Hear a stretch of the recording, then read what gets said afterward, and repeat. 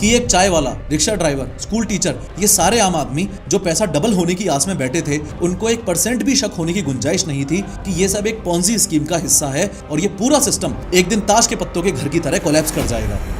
26 मार्च को सेबी ने शारदा रियल्टी को बुलाया और बोला अपने डॉक्यूमेंट सबमिट करो वरना तुम्हारा ये पूरा का पूरा धंधा इलीगल माना जाएगा। शारदा ने 28 मार्च को थोड़ा और टाइम मांग लिया। सुदीप्तो सेन बॉलीवुड सेलिब्रिटीज का चेहरा भी इस्तेमाल करने लगा।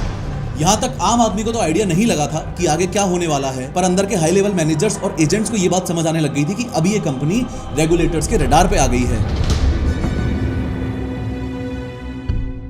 लेकिन हर बार की तरह शुरू से शुरू करते हैं। सोचो कोई इंसान तुमसे ये बोलकर पैसा ले कि वो कुछ ही दिनों में तुम्हें उसी पैसे पर बहुत बड़ा रिटर्न देगा। ये कुछ वैसा ही होगा जैसा हमने फिर हेरा फेरी में 25 दिन में पैसा डबल वाला सीन देखा था। लेकिन असल में वो इंसान जिसने तुम्हारा पैसा लिया है वो उस पैसे को किसी ठोस बिजनेस या इन्वेस्टमेंट में नहीं लगाता, बल्कि वो तुम्हारे जैसे और भी नए लोगों से आया हुआ पैसा तुम्हें प्रॉफिट के नाम पर बांटता रहता है। अब चूंकि तुम्हें ये नहीं पता कि तुम्हारे जैसे मुर्गे उसने और भी पकड़ रखे हैं, इसलिए तुम्हें लगेगा कि यार ये तो बहुत ज्यादा फायदे का सौदा है। इस इंसान को 100 रुपए दो और 150 वापस मिलते हैं, 1000 रुपए दो और 1500 वापस मिलते हैं। लेकिन असल में ये पूरा सिस्टम फ्यूचर में जाके एक दिन कोलैप्स करने वाला होता है, क्योंकि ये सिस्टम चल रहा है बस नए बंदों को फंसाकर उसके पैसों से पुराने बंदे को खुश रखने में। जल्दी से पैसा कमाने की इस पूरी स्कीम को ही पॉन्जी स्कीम कहा जाता है और इंडिया के सबसे बड़े स्कैम्स में से एक शारदा चिटफंड स्कैम में एग्जैक्टली यही हुआ था। कंपनी लोगों को हाई रिटर्न्स का लालच देती थी, नए इन्वेस्टर्स से पैसा लेकर पुराने इन्वेस्टर्स को रिटर्न देती थी और जब नए लोग मिलना बंद हुए तो स्कीम टूट गई और लाखों लोगों का पैसा डूब गया। इस शारदा चिटफंड स्कैम में कुल 17 लाख से ज्यादा लोगों ने अपना पैसा गवाया था।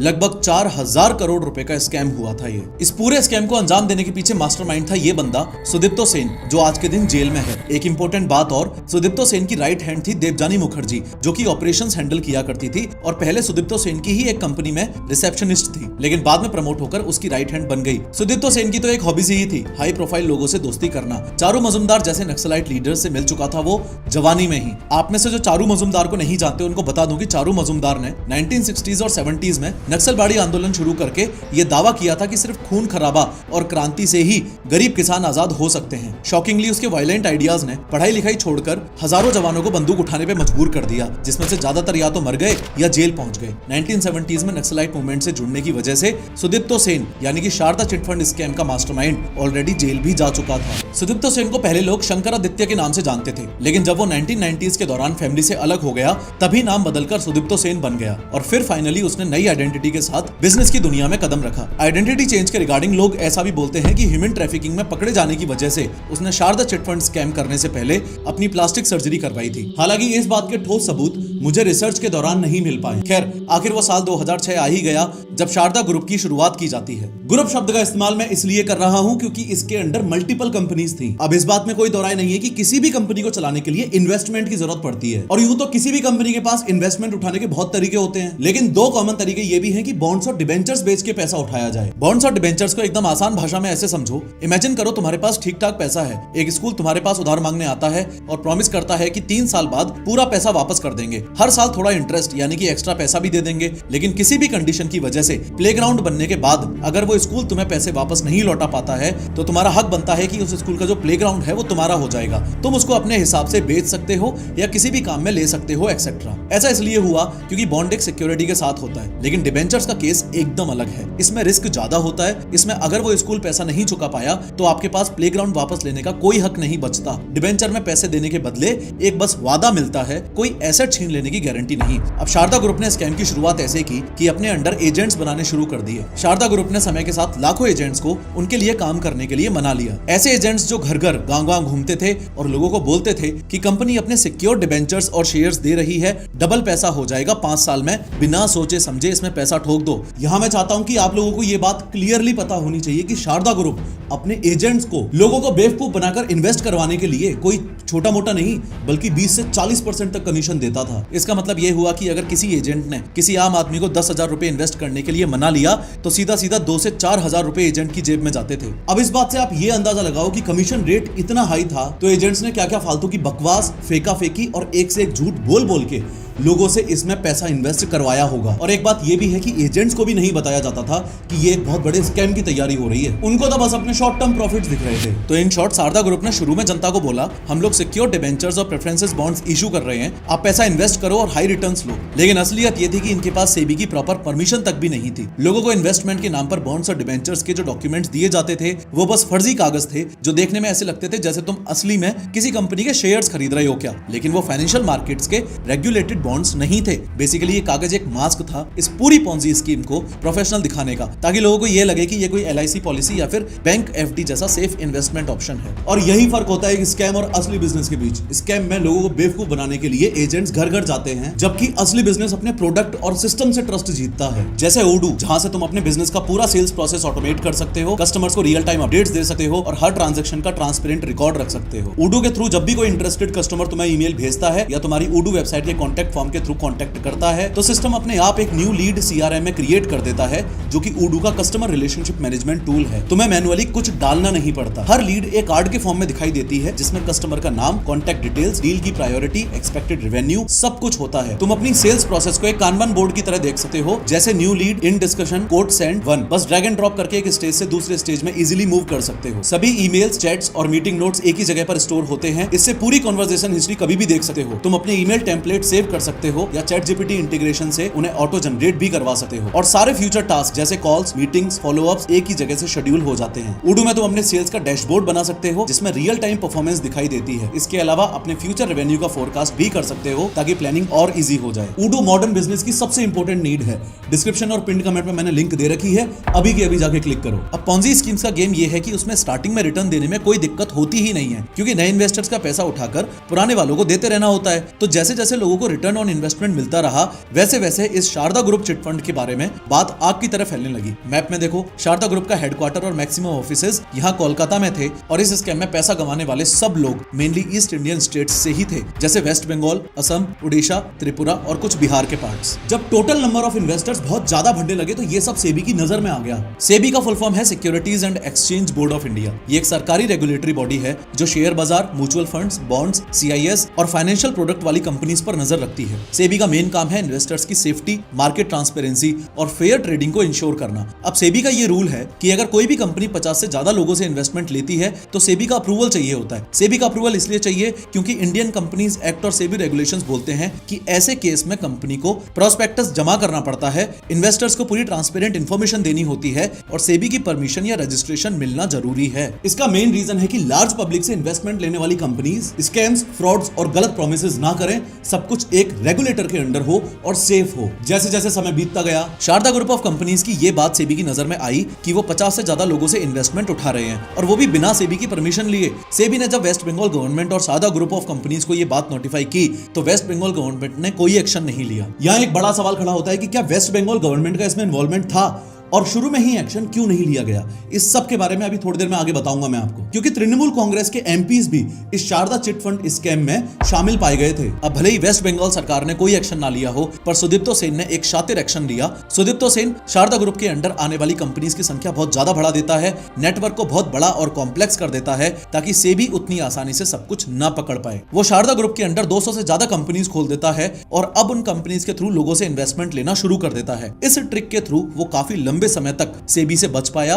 लेकिन फिर एक समय ऐसा आया जब सेबी ने शारदा ग्रुप को फाइनल नोटिस सेंड कर ही दिया। सुदीप्तो सेन बहुत शातिर आदमी था, और हमेशा से ही उसने शारदा ग्रुप ऑफ कंपनीज की इमेज ऐसे बनाई थी जैसे इस कंपनी का जन्म लोगों का भला करने के लिए ही हुआ हो। स्वामी विवेकानंद के गुरु का नाम था श्री रामकृष्ण परमहंस, और श्री रामकृष्ण परमहंस की वाइफ का नाम था शारदा देवी। खासतौर पर ईस्ट इंडियन स्टेट्स में शारदा देवी को एक लिविंग गॉडेस और स्पिरिचुअल मदर की तरह पूजा जाता है। श्री रामकृष्ण परमहंस के देहांत के बाद उन्होंने रामकृष्ण मिशन और उनके डिसिपल्स को अपनी माँ जैसी शरण और गाइडेंस दी थी, इसलिए उनको श्री श्री माँ के नाम से भी याद किया जाता है। एक स्पिरिचुअल गॉडेस के नाम पर अपनी कंपनी का नाम रखने के पीछे कारण यही था कि शारदा ग्रुप की इमेज लोगों में हमेशा पॉजिटिव बनी रहे। इमेज पॉजिटिव बनाए रखने के लिए सिर्फ इतना ही नहीं, सुदीप्तो सेन बॉलीवुड सेलिब्रिटीज का चेहरा भी इस्तेमाल करने लगा। उसने मिथुन चक्रवर्ती को शारदा ग्रुप कंपनीज का ब्रांड एम्बेसडर भी बना दिया। जब से इस देश पर ब्रिटिशर्स का राज था, उस समय से ही बंगाल में फुटबॉल का क्रेज एकदम नेक्स्ट लेवल रहा है। सुदीप्तो सेन ने अपनी और अपनी कंपनी की गुडविल बनाए रखने के लिए फुटबॉल क्लब्स में इन्वेस्ट इन्वेस्टमेंट करना शुरू कर दिया था। उसने एम्बुलेंस डिस्ट्रीब्यूशन भी शुरू किया और दुर्गा पूजा को स्पॉन्सर भी करने लग गया था। Overall Sharda group of companies के नाम से लेकर उस कंपनी की पब्लिक में इमेज बनाने तक सब कुछ सुदीप्तो सेन ने इस तरीके से डिजाइन किया था कि एक चाय वाला, रिक्शा ड्राइवर, स्कूल टीचर, ये सारे आम आदमी जो पैसा डबल होने की आस में बैठे थे, उनको 1% भी शक होने की गुंजाइश नहीं थी कि ये सब एक पॉन्जी स्कीम का हिस्सा है और ये पूरा सिस्टम एक दिन ताश के पत्तों के घर की तरह कोलैप्स कर जाएगा। खैर, जैसे ही सेबी का फाइनल नोटिस आया तो शारदा ग्रुप ऑफ कंपनीज के टॉप मैनेजमेंट ने सेबी को बताया कि वो बॉन्ड्स और डिबेंचर्स में काम कर ही नहीं रहे हैं, वो चिट फंड्स में काम कर रहे हैं। ऐसा उन्होंने सेबी से अपने आप को बचाने के लिए कहा। Chit funds mainly chit funds act 1982 के अंडर रेगुलेटेड होते हैं और इसका इंप्लीमेंटेशन स्टेट गवर्नमेंट्स करती हैं, सेबी नहीं। मतलब अगर कोई चिट फंड चलाना चाहता है तो उसको स्टेट के रजिस्ट्रार ऑफ चिट फंड से रजिस्ट्रेशन करना पड़ता है, इसलिए chit funds technically state subject होते हैं, अंडर सेबी नहीं। शारदा ग्रुप को लगा कि अगर वो ऐसा करेंगे तो सेबी से बच जाएंगे। In short, Sharda group of companies की धोती खुलने ही वाली थी और वो लोग बस उसको डिले करने के लिए नए नए कॉम्प्लिकेशंस क्रिएट कर रहे थे, जैसे कि 200 से ज्यादा कंपनीज बना देना, अपने आप को चिट फंड बोल देना, एक्सेट्रा एक्सेट्रा। बहुत सारे चिट फंड्स में स्कैम होते हैं, लेकिन सारे चिट फंड्स स्कैम नहीं होते। आज भी इंडिया में ऑलमोस्ट हर जगह चिट फंड्स इन्वेस्टमेंट चलते ही रहते हैं। चिट फंड्स को बहुत आसानी से ऐसे समझा जा सकता है कि जैसे मान लो एक मोहल्ले के 10 लोग मिलकर ये डिसाइड करते हैं कि हम चिट फंड बनाएंगे। अब चिट फंड कितना बड़ा होगा और कितने ड्यूरेशन के लिए होगा, ये सब कुछ भी ये 10 लोग ही मिल बैठ के डिसाइड करेंगे। फॉर एग्जांपल, इन लोगों ने डिसाइड किया कि टोटल 10 महीनों के लिए ये फंड बनाएंगे और हर आदमी हर महीने 1-1 हजार रुपए जमा करवाएगा, तो टोटल 10,000 रुपए पर मंथ जमा होते जाएंगे, यानी कि हर महीने 10,000 रुपए का पूल बनता जाएगा। यहां तक क्लियर हो गया ना? अब आगे समझो। चिट फंड्स में ऑक्शन या बिडिंग सिस्टम भी चलता है। अगर इन सभी मेंबर्स में से कुछ लोगों को ये पैसा जल्दी चाहिए, अगर कोई नीड है, तो जो लीस्ट अमाउंट पे पैसा लेने को रेडी हो जाता है उसको पूल मिल जाता है और जो पैसा उसने छोड़ दिया होता है वो बोनस के जैसे बाकी मेंबर्स में इक्वली बढ़ जाता है। फॉर एग्जांपल, अगर 10 मेंबर्स हैं, हर महीने सब 1-1 हजार रुपए डालेंगे तो पूल बना 10,000 रुपए का। अब पहले महीने के ऑक्शन में मेंबर ए बोलता है मैं 9,000 रुपए ही ले लूंगा, मतलब वो अपने पूल का 1,000 रुपए छोड़ देगा और वो 1,000 रुपया बाकी के 9 मेंबर्स में इक्वली बांट दिया जाएगा, यानी कि 111 रुपए ईच अप्रॉक्स। तो मेंबर ए को तुरंत 9,000 रुपए कैश मिल गया और बाकी सबको छोटा सा प्रॉफिट मिल गया। अब मंथ 2 का ऑक्शन जैसे ही हुआ तो अब दूसरा मेंबर यानी कि मेंबर बी बोलता है मैं 8,500 रुपए ही ले लूंगा, यानी कि ये कम पैसा लेकर वो बिड जीत गया, तो वो टोटल 1,500 रुपए छोड़ रहा है। ये 1,500 रुपए बाकी के 9 मेंबर्स में इक्वली बांट दिए जाएंगे, लगभग 166 रुपए ईच के हिसाब से। तो इस तरीके से चिट फंड में फायदा ऑलमोस्ट सभी पूल मेंबर्स का हो जाता है। जल्दी पैसा लेने वाले को लोन मिलता है लेकिन कम अमाउंट में, मतलब उन्हें जरूरत के टाइम पैसा मिल गया लेकिन थोड़ा सा लॉस के साथ, और बाद में पैसा लेने वाले को फुल पैसा या ज्यादा फायदा मिलता है क्योंकि हर महीने उनको बाकी मेंबर्स के छोड़े हुए पैसों का हिस्सा मिलता है, मतलब सेविंग प्लस प्रॉफिट। इसलिए चिट फंड एक loan plus saving plus profit sharing का मिक्स सिस्टम है। कोई बैंक नहीं है, कोई इंटरेस्ट नहीं है, सिर्फ एक दूसरे की जरूरत के हिसाब से पैसा घूमता रहता है। बंगाल में चिट फंड्स कोई नया कॉन्सेप्ट नहीं है। पिछले 100 सालों से लोग इसको सेविंग्स और लोन का लोकल जुगाड़ मानकर चलते आए हैं। क्यों? क्योंकि बैंक पहले हर जगह एक्सेसिबल नहीं थे और जहां छोटी मोटी बचत करनी होती थी तो लोग चिट फंड्स की तरफ ही देखते थे, या लोन चाहिए होता था तो लोगों के लिए चिट फंड ही एक आसान तरीका होता था। इस वजह से बंगाल के लोगों का नेचुरल ट्रस्ट डेवलप हो गया चिट फंड्स के सिस्टम पे। लेकिन दिक्कत यह थी कि रेगुलेशंस बहुत वीक थे, ना तो सेबी का प्रॉपर ओवरसाइट था और ना ही आरबीआई के कोई रिस्ट्रिक्शंस थे। मतलब कोई भी आदमी एक कंपनी खोलकर चिट फंड का बोर्ड लगा सकता था और लोगों से पैसा जमा करने लग जाता था। अब जब आपके कल्चर में ऑलरेडी चिट फंड्स एक एक्सेप्टेड ट्रेडिशन बन गए हो और सरकारी सिस्टम प्रॉपर्ली रेगुलेट ना कर रहा हो तो लोग आसानी से फंस जाते हैं। सोचो एक आम आदमी जिसके पास बैंकिंग की नॉलेज नहीं है, उसको कोई लोकल भैया या सेलिब्रिटी एंडोर्स करके बोले कि भैया बस पैसे लगाओ, डबल होकर ही मिलेगा, तो वो क्या सोचेगा? अरे हमारे दादाजी भी तो चिट फंड में पैसा लगाते थे, हमारे मोहल्ले में सब करते थे, तो ये भी जेन्युइन ही होगा। लेकिन हर चिट फंड जेन्युइन हो ये जरूरी नहीं है। शारदा ग्रुप और रोज वैली ग्रुप्स ने मिलकर बंगाल और आसपास के स्टेट्स के लोगों के साथ साल 2013 तक 30,000 करोड़ से ज्यादा तक का स्कैम ऑलरेडी कर दिया है। खैर, real estate, media houses, football clubs, resorts और टूर एंड ट्रेवल्स जैसे वास्ट फील्ड्स में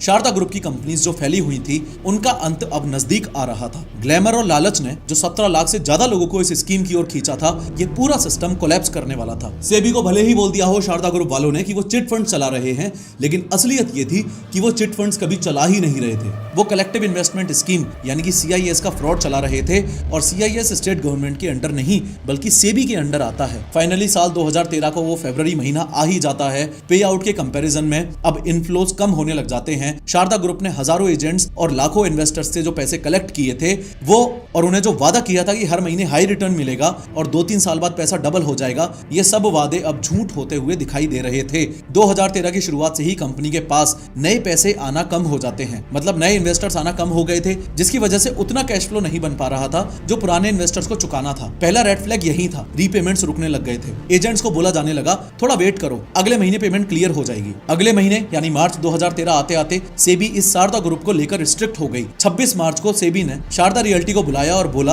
अपने डॉक्यूमेंट सबमिट करो वरना तुम्हारा ये पूरा का पूरा धंधा इलीगल माना जाएगा। शारदा ने 28 मार्च को थोड़ा और टाइम मांग लिया। यहां तक आम आदमी को तो आइडिया नहीं लगा था कि आगे क्या होने वाला है, पर अंदर के हाई लेवल मैनेजर्स और एजेंट्स को ये बात समझ आने लग गई थी कि अभी ये कंपनी रेगुलेटर्स के रडार पे आ गई है। शारदा ग्रुप ने जैसे अपना धंधा अलग अलग फील्ड्स में फैला रखा था, वैसे ही इसके मीडिया आउटलेट्स भी थे। 26 मार्च को शारदा के एक मीडिया आउटलेट बंगाल पोस्ट ने अनाउंस किया कि वो 1 अप्रैल से बंद हो रहा है। सिर्फ 5 दिनों का ही नोटिस दिया। इससे अचानक से 1300 से ज्यादा जर्नलिस्ट की नौकरियां चली जाती हैं और जो पीएफ सैलरी वगैरह पेंडिंग पड़े थे वो भी उन लोगों को नहीं मिलते।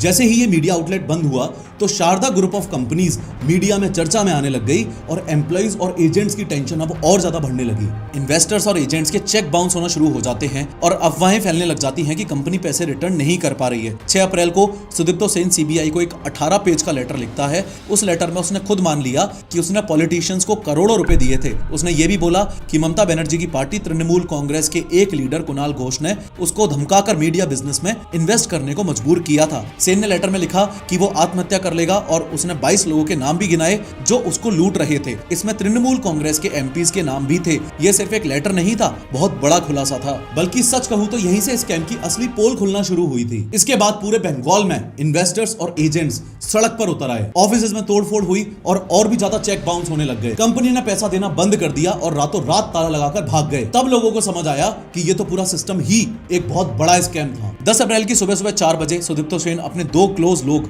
देवजानी मुखर्जी और अरविंद सिंह चौहान के साथ एक व्हाइट स्कॉर्पियो में कोलकाता से भाग निकला। पहले रांची तक गए, वहां गाड़ी छोड़ दी और फिर वहां से आगे निकल गए। 14 अप्रैल को वेस्ट बंगाल पुलिस ने सेन और टीएमसी लीडर कुणाल घोष के खिलाफ एफआईआर दर्ज की। 15 अप्रैल तक एक और मीडिया आउटलेट सकल बेला बंद हो गया। 17 अप्रैल को लगभग 600 कलेक्शन एजेंट्स टीएमसी के हेडक्वार्टर्स पहुंच गए और सरकार से मदद मांगी। बंगाल में माहौल बिल्कुल खराब हो गया था। डिपॉजिटर्स परेशान हो गए थे और बेरोजगार एजेंट्स इधर उधर भाग रहे थे। 18 अप्रैल को सुदीप्तो सेन के लिए अरेस्ट वारंट निकाला गया। तब जाके लोगों को क्रिस्टल क्लियर हो गया कि ये तो एक बहुत बड़ा स्कैम था। ना तो एजेंट्स को कमीशन मिल रहा था, ना डिपॉजिटर्स को रिटर्न मिल रहे थे और मीडिया रोजाना कुछ ना कुछ नया खुलासा कर देती थी। गुस्से में लोग ऑफिसेस पर पत्थर मारने लगे और एजेंट्स को जान से मार देने की धमकी मिलने लगी। 20 अप्रैल को ये न्यूज बंगाल में हेडलाइंस बनी नेशनल फ्रंट पेज पर। स्टेट वाइड प्रोटेस्ट बढ़ने लगे। Opposition party versus ruling party के बीच में खतरनाक ब्लेम गेम शुरू हो गया। जगह जगह शारदा ग्रुप के ऑफिसेस पर अटैक होने लगे। एक एजेंट माधव माझी ने तुरंत ही आत्महत्या कर ली। 22 अप्रैल को ममता बनर्जी ने एक 4 member judicial inquiry commission announce की,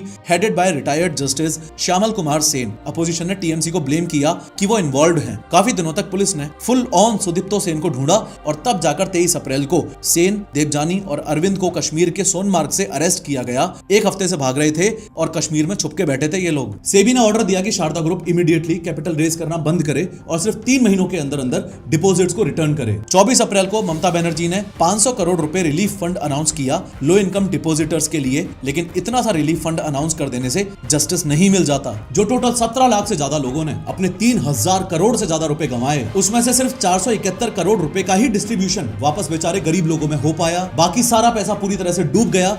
कोर्ट केसेस आज तक खिंच रहे हैं, तारीख पे तारीख मिलती जा रही है, लेकिन अभी तक पूरी तरह से इंसाफ नहीं मिला है। शारदा स्कैम सिर्फ पैसों का स्कैम नहीं था, बल्कि भरोसे का स्कैम भी था। बंगाल जहां चिट फंड्स एक कल्चरल प्रैक्टिस थे, गांव-गांव में जिस चिट फंड को लोग अपना लोकल बैंक मान के चलते थे, वो भरोसा हमेशा हमेशा के लिए टूट गया। आज भी जब कोई चिट फंड या बचत स्कीम का नाम लेता है तो सबसे पहले शक की नजर पड़ती है। शारदा ग्रुप और रोज वैली ने एक पुरानी ट्रेडिशन को इतना बिगाड़ दिया कि लोग जेन्युइन स्कीम से भी दूर भागने लगे हैं। और अगर ब्रॉडर पिक्चर देखें तो ये सिर्फ बंगाल का प्रॉब्लम नहीं था, पूरे इंडिया भर में पॉन्जी स्कीम्स और फ्रॉडुलेंट इन्वेस्टमेंट मॉडल्स हर जगह फैले हुए हैं। हर जगह एक ही फॉर्मूला अपनाया जाता है, लोगों की फाइनेंशियल इलिटरेसी का फायदा उठाओ, उन्हें हाई रिटर्न और जीरो रिस्क का झांसा दो और कैसे भी करके उनसे पैसा लूट लो। शारदा स्कैम एक रिमाइंडर है कि बिना रेगुलेशन और बिना फाइनेंशियल अवेयरनेस के देश का आम आदमी बार बार इसी चक्रव्यूह में फंसता रहेगा। फिर से याद दिला दूं, अपने बिजनेस में ओडू का सीआरएम टूल अभी इनकॉर्पोरेट करो। लिंक पर क्लिक करके it's in the description below. खैर, इस वीडियो पे क्लिक करके समझो कि क्या इंडिया अमेरिका की दोस्ती पूरी तरह से खत्म हो चुकी है और टैरिफ्स के असल मायने क्या हैं।